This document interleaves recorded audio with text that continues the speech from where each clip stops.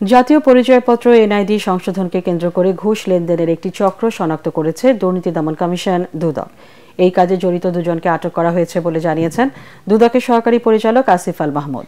এই সময় এনআইডির মহাপরিচালক এএসএম হুমায়ুন কবির জানান, আগামী ৩ মাসের মধ্যে প্রায় ৪ লাখ এনআইডি সংশোধন শেষ করা হবে। বিস্তারিত ইকরামুল হক সায়েমের রিপোর্টে।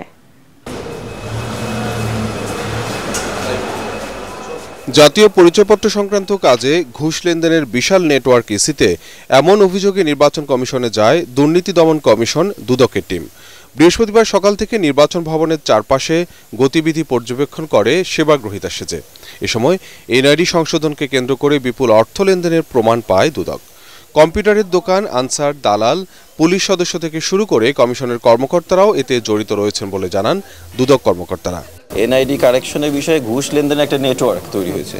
তো নেটওয়ার্কটা আসলে ওই যে বাইরে দোকানে আপনার যারা দোকানদার আছে বাইরে কম্পিউটার দোকান থেকে শুরু করে মাঝখানে দালাল, এখানে আনসার, পুলিশ সদস্য থেকে ওই কমিশনের মধ্যে কর্মকর্তারা জড়িত হয়। তো আমরা ইনিশিয়ালি যারা প্রাইমারি হ্যান্ডে যারা কাজ করে তাদেরকে আমরা আইডেন্টিফাই করছি।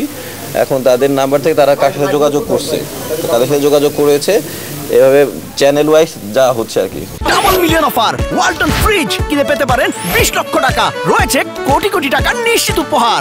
এনআইডির মহাপরিচালক এএসএম হুমায়ুন কবিরের সাথে এই বিষয়ে আলোচনা করে দুদকের টিম।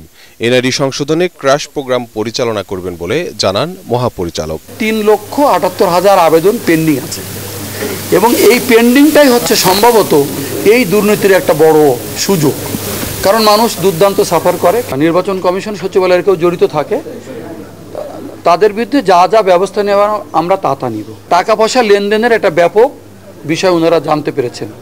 তো যেহেতু এটা প্রকল্পের লোকজনের সাথে জড়িত, সেই জন্য আমি বলেছি যে আপনারা প্রকল্পের সাথে কথা বলেন। প্রকল্পের সাথে কথা বলার পরে আমাদের কাছ থেকে আপনাদের যে সাপোর্টগুলো লাগে আমরা সেই সাপোর্টগুলো আপনাদেরকে দিব। এনআইডি বাণিজ্য করে ইসির কর্মকর্তাদের কেউ কেউ বিপুল অর্থ সম্পদের মালিক হয়েছেন বলে খবর উঠে আসে বিভিন্ন সংবাদ মাধ্যমে। ইকরামুল হক সায়েম, এটিএন বাংলা, ঢাকা।